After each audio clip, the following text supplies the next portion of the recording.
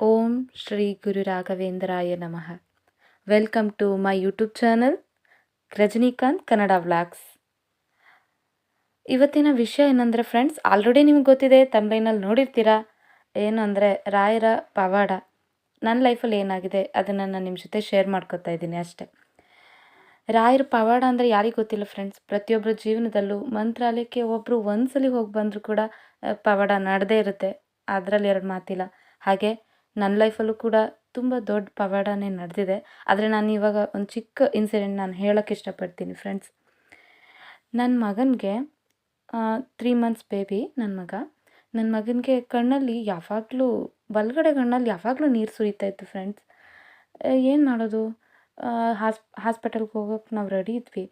ಆದ್ರೂ ಹೋಗಬೇಕು ಅಂತ ಡೇಟ್ ಫಿಕ್ಸ್ ಮಾಡ್ಕೊಂಡಿದ್ವಿ. ಅಷ್ಟರಲ್ಲಿ ನಮ್ಮ ಮನೆಯವರು ಮಂತ್ರಾಲಯಕ್ಕೆ ಹೋಗಿ ಬಂದರು. ಹೋಗಿ ಬರಬೇಕಾದ್ರೆ ನಾನು ಅವ್ರಿಗೆ ಹೇಳಿದೆ, ರಾಯರ ಹತ್ರ ಏನಾದರೂ ಮೃತ್ತಿಕೆ ಪ್ರಸಾದ ಅಥವಾ ಗಂಧ ಏನಾದರೂ ಕೊಡ್ತಾರಾ ಕೇಳ್ಕೊಂಡು ಬನ್ನಿ ಅಂತ. ಸರಿ, ಇವರು ಏನು ಮಾಡಿದ್ರು, ಆಯಿತು ಅಂತ ಹೋಗಿ ಕೇಳಿದ್ದಾರೆ. ಅಲ್ಲಿ ಇವ್ರಿಗೆ ಸಿಕ್ಕಿದ ತಕ್ಷಣ ತಗೊಂಡು ಬಂದರು. ಅದನ್ನು ನಾನು ಏನು ಮಾಡಿದೆ, ದಿನ ರಾತ್ರಿ ಮಲಗುವಾಗ ಮಗುಗೆ ಹಣೆಗೆ ಹಚ್ತಾ ಬಂದೆ. ನೀವು ನಂಬ್ತೀರಾ ಇಲ್ವಾ ಫ್ರೆಂಡ್ಸ್, ಅದು ಹಚ್ಚಿ 2 ದಿನಕ್ಕೆ ನನ್ನ ಮಗನ ಕಣ್ಣಲ್ಲಿ ನೀರು ಫುಲ್ ಸ್ಟಾಪ್ ಆಗಿ ನೀಟಾಗಿದೆ. ಕಣ್ಣು ಎಷ್ಟು ನೀಟಾಗಿದೆ ಅಂದರೆ, ಇದೆಲ್ಲ ಮುಂದೆ ಒಂದು ದೊಡ್ಡದು ಆಗ್ಬೋದು, ಹೇಳೋಕ್ಕಾಗಲ್ಲ. ಏಕೆಂದರೆ ಇನ್ನೂ ಎಳೆ ಮಗು.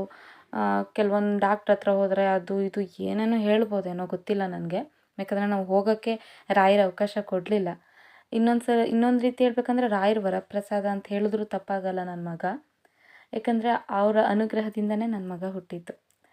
ಹೀಗೆ ರಾಯರ ಪವಾಡ ಏನು ಹೇಳಲಿ ರಾಯರ ಬಗ್ಗೆ ಫ್ರೆಂಡ್ಸ್. ತುಂಬ ತುಂಬ ನಮಗೆ ರಾಯರಿಂದ ತುಂಬ ಒಳ್ಳೆಯದಾಗಿದೆ.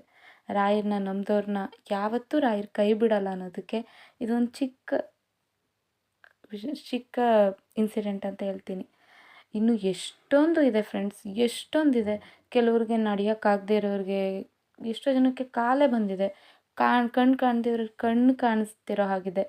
ಇನ್ನು ಎಷ್ಟೊಂದು ರಾಯರಿಂದ ಮಕ್ಕಳಿಲ್ಲದೆ ಇರೋರಿಗೆ ಮಕ್ಕಳು, ಮದುವೆ ಆಗದೇ ಇರೋರಿಗೆ ಮದುವೆ. ತುಂಬಾ ಫ್ರೆಂಡ್ಸ್, ಅದು ಹೇಳೋಕ್ಕಾಗಲ್ಲ, ತುಂಬಾ ಇದೆ ಫ್ರೆಂಡ್ಸ್. ರಾಯರನ್ನ ನಂಬಿದವ್ರನ್ನ ಯಾವತ್ತೂ ಕೈ ಬಿಡಲ್ಲ ಅನ್ನೋದು ಅದು ತುಂಬ ಸತ್ಯ ಫ್ರೆಂಡ್ಸ್.